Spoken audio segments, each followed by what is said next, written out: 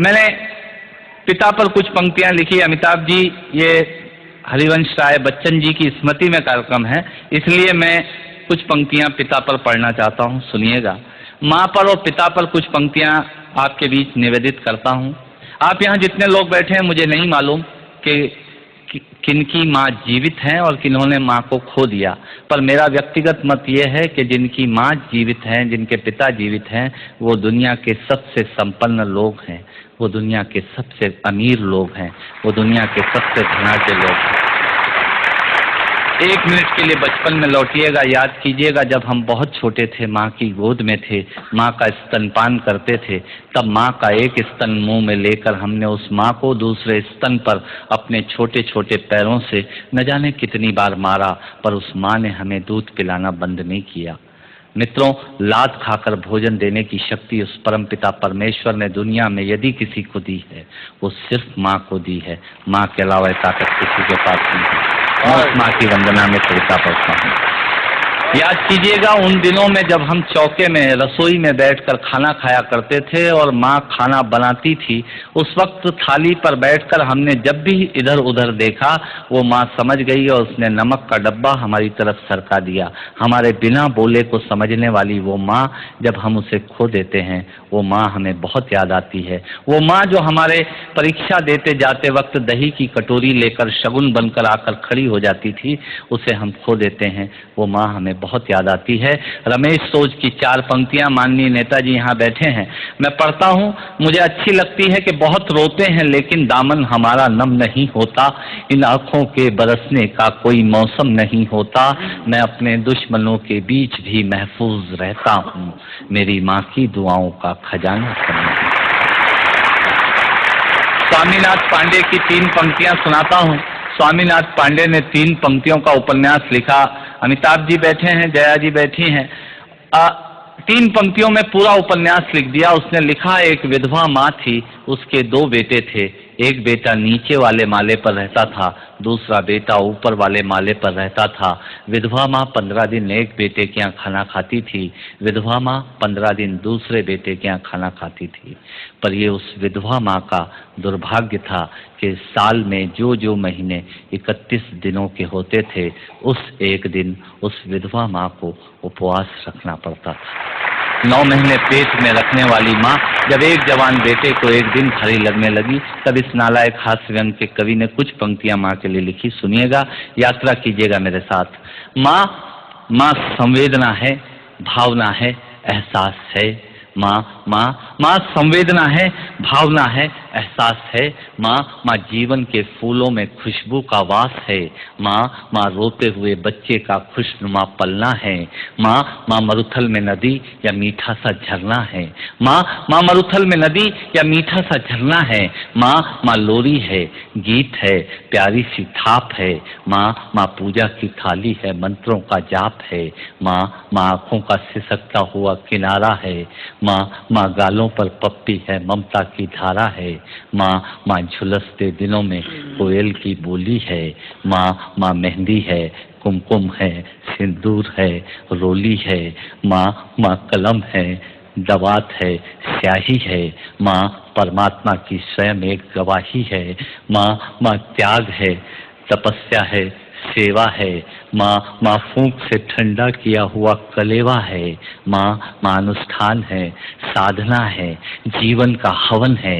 माँ जिंदगी के मोहल्ले में आत्मा का भवन है। माँ चूड़ी वाले हाथों के मजबूत कंधों का नाम है।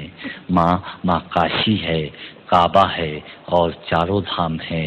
माँ चिंता है, याद है, हिचकी है। माँ बच्चे की चोट पर सिसकी है।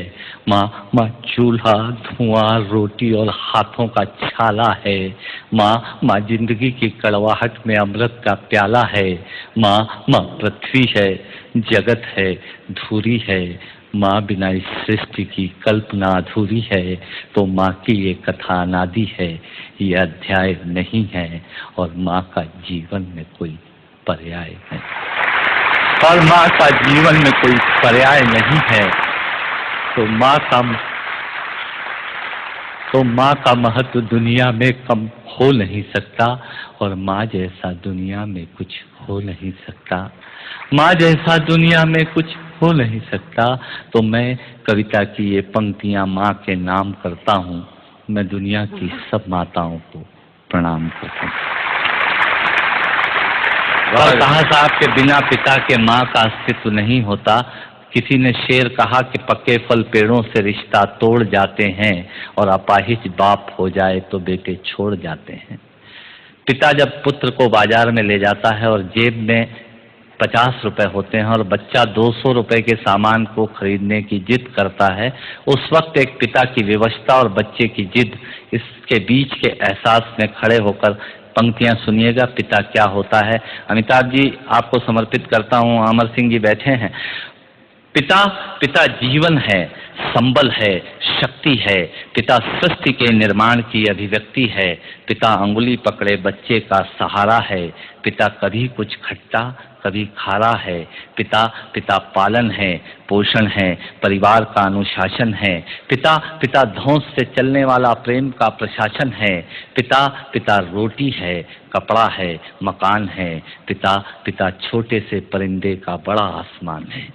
पिता छोटे से परिंदे का बड़ा आसमान है।